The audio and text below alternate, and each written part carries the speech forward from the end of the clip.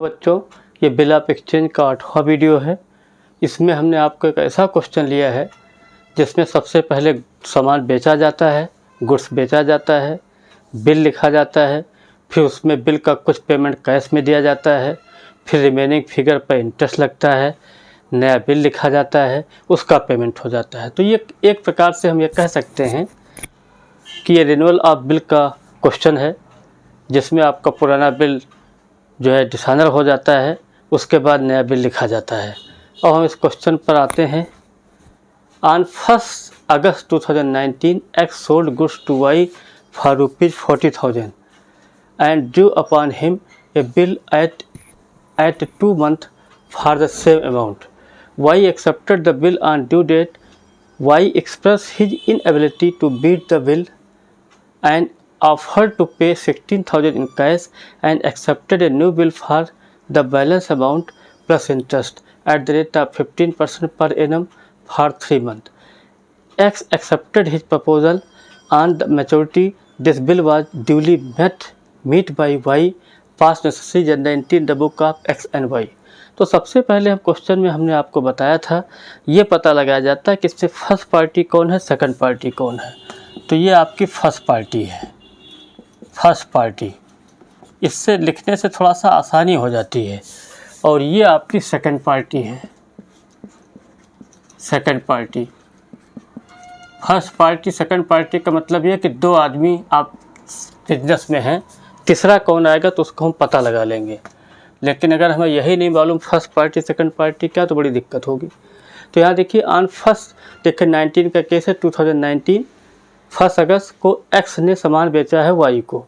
तो यहाँ एक्स के यहाँ जब एंट्री करेंगे तो वाई डेबिट क्रेडिट होता रहेगा, वाई क्या करेंगे तो एक्स डेबिट क्रेडिट होता रहेगा। तो ऑन 1 अगस्त Y debit to sale being good sold 40,000 हमने दिखा दिया, 40,000। यहाँ जो है वाई में क्या लिखेंगे, 2019 1 अगस्त परचेजेज डी टू एक्स 40,000। फिर लिखा है and due upon him a bill eight 2 months for the same amount. अब चूँकि ये क्रेडिट ट्रांजेक्शन है, इसलिए जो है एक्स इसमें बिल लिखेगा, वाई इसको एक्सेप्ट करेगा। तो एक्स के यहाँ एंट्री हो जाएगी 1 अगस्त को, उसी डेट में हो जाएगी। बिल्स रिसीवेबल अकाउंट दिया to Y being accepted receive 40,000। और यहाँ पर हो जाएगा 1 अगस्त को X debit to bills payable being acceptance given 40,000 हो गया। इसके बाद आगे लिखा है Y accepted the bill on the same date, उसकी एंट्री हो गई है। Y expressed his inability to meet the bill, मतलब Y ने कहा कि भाई ऐसा है, हम पेमेंट नहीं कर पाएंगे, हमारी स्थिति ठीक नहीं है। The bill and offered to pay 16,000 in cash and accepted a new bill for the balance amount plus interest at the rate of 15% per annum. मतलब कहने मतलब 40,000 वाला बिल आपका डिसऑनर हो गया।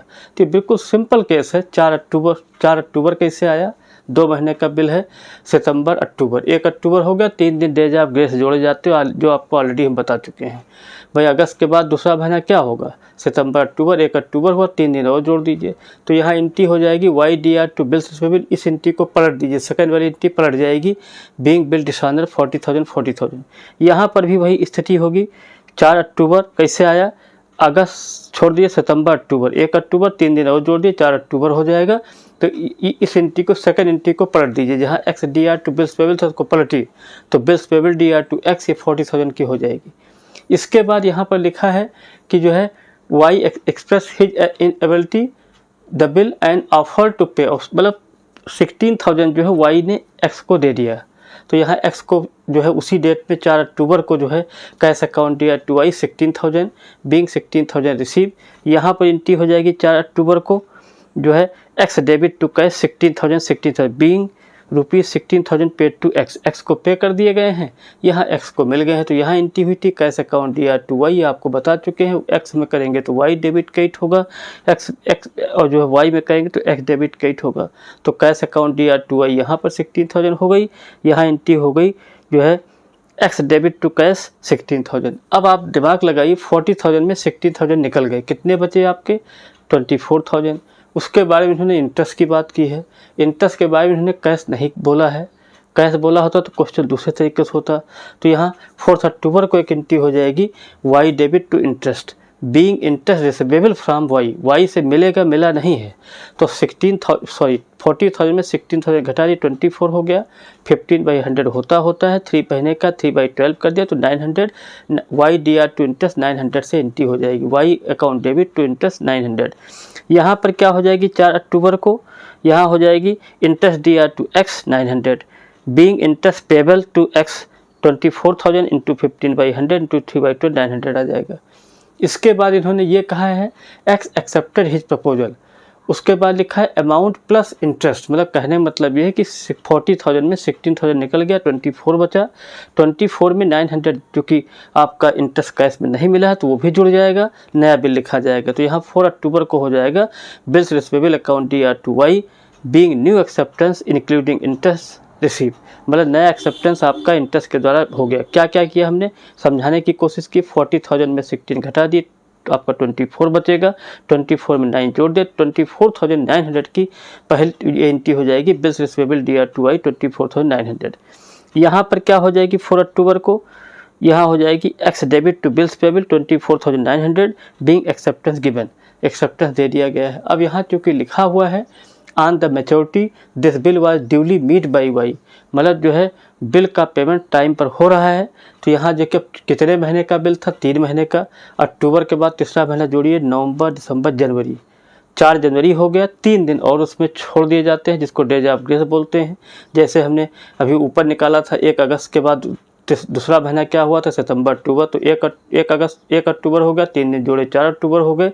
वैसे 4 अक्टूबर के बाद तीसरा महीना नवंबर दिसंबर जनवरी, 4 जनवरी में 3 जी जोड़ दिए 7 जनवरी को एंट्री हो जाएगी। चूँकि यहाँ लिखा है पेमेंट मिल गया है तो bank account D R to bills receivable 24,900 being amount of bill receive. यहाँ पर क्या होगा 7 जनवरी को bills payable account debit to cash 24,900 being bill amount paid. तो इस तरीके से इस क्वेश्चन में हमने ज़्यादा कुछ नहीं बताया। फिर एक बार समरी टाइप का बता दें कि यहाँ सबसे पहले सामान बेचा गया है, एक्स ने बेचा है तो एंट्री हो गई पहली Y D R to sales 40,000 और जो है वाई के यहाँ हो जाएगी purchase D R to X 40,000। इसके बाद बिल लिखा गया, सेकेंड एंट्री 1 अगस्त को हुई है, जो सेकंड एंट्री 1 अगस्त को होगी, फर्स्ट भी 1 अगस्त को हुई थी।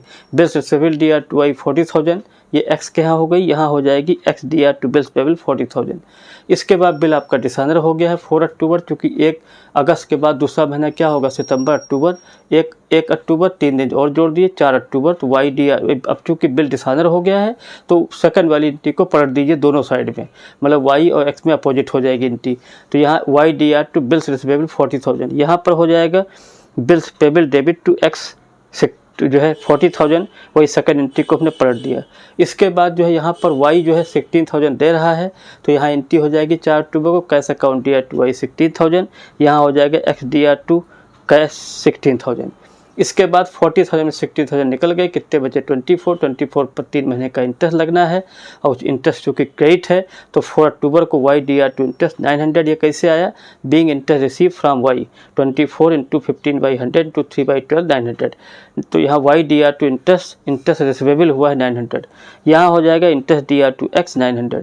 इसके बाद अब ये कह रहे हैं कि जो चूँकि क्रेडिट में आपका इंटरेस्ट है तो दोनों जोड़ लीजिए 24,000 प्लस 900, तो यहाँ नेक्स्ट एंट्री हो जाएगी 4 अक्टूबर को bills receivable D R to Y 24,900 और यहाँ पर हो जाएगी 4 अक्टूबर को X D R to bills 24,900। इसके बाद यहाँ पर पेमेंट हो गया, पेमेंट 3 महीने बाद हो रहा है तो अक्टूबर के बाद नवंबर दिसंबर जनवरी, 4 जनवरी 3 दिन और जोड़ दिए 7 जनवरी आ जाएगी। तो bank account D R to bills receivable 24,900 being amount of bill receive, यहाँ 7 जनवरी को हो जाएगी bills payable debit to cash 24,900। Next video में कोई और प्रॉब्लम आपको प्रेजेंट करेंगे।